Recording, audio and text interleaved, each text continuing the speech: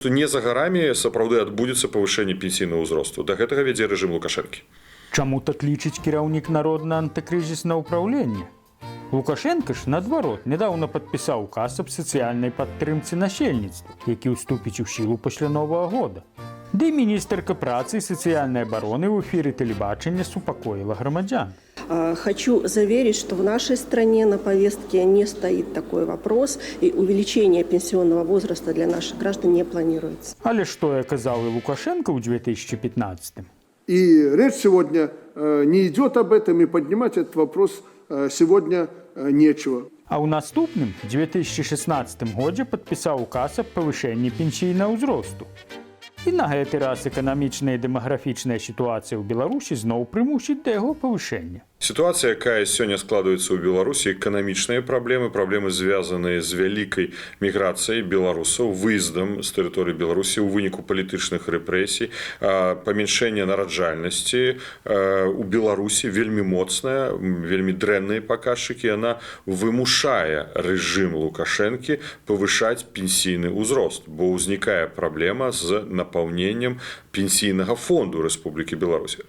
Зараз Лукашенко праводзіць так званую перадвыбарчую кампанію, і негатыўныя навіны для яго непрымальныя. Таму міністэрка Лукашэнкі і агучыла абяцанне не павышаць пенсійны ўзрост.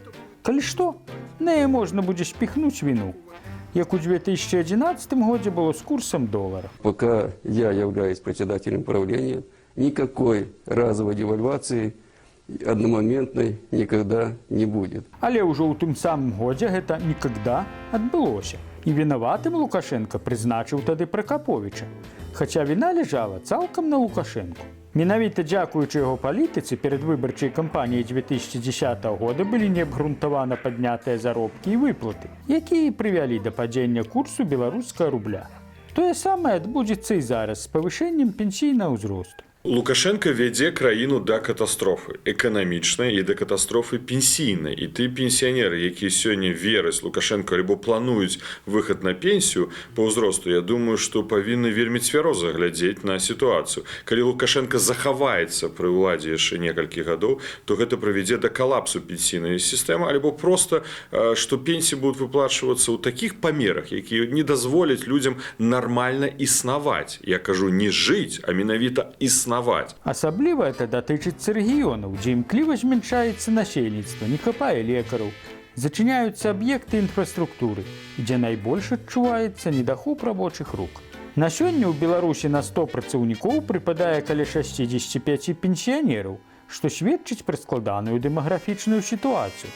У развітых краінах гэты паказчык складае каля 36, але там ужо занепакоены яго ростам, які да 2070 года можа дасягнуць 60. Таму там ужо пачалі працаваць над зменамі ў пенсійнай сістэме.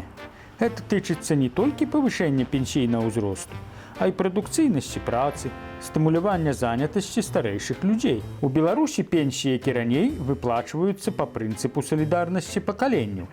Цяперашнія работнікі ўтрымліваюць пенсіянераў, спадзяючыся на тое, што будучае пакаленне ў сваю чаргу забяспечыць пенсію ім. Але колькасць працаўнікоў увесь час скарачаецца, а рэжым Лукашэнкі гэтаму яшчэ і спрыяе. Калі мы кажам пра салідарнасць, давайте ўзгадаем, што толькі 150 тысяч айцішнікаў дзесьці пакінула тэрыторыю Беларусі. І гэтыя 150 тысяч айцішнікаў фактычна забяспечвалі выплату пенсіі 150 беларускім пенсіянерам. Ну так лічаць эканамісты. Але рэжым дзеля стабільнасці палітычнай уласнымі рукамі разбурае стабільнасць эканамічную.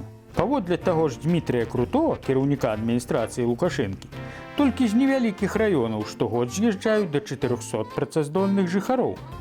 Так хутка там і працаваць не будзе каму. Мне не раз даводзілася чуць на ўласныя вушы, як у рэгіёнах людзі казалі, што пенсію ім плацяць менавіта Лукашенка. Што тут скажаш? Працуе прапаганда, якая называе Беларусь выспай стабільнасці. Цяжка ўявіць сабе, напрыклад, польскага пенсіянера, які б лічыў, што пенсію яму плаціць Дуда. Але ж Лукашенка не вечны, рана ці позна ён сыдзе ў іншы свет. Наўрад ці ён зможа адтуль выплачваць пенсіі. Вось гэта і стварае рызыку сацыяльнай нестабільнасці на выспе стабільнасці. Зміцер Лупач, Белсат.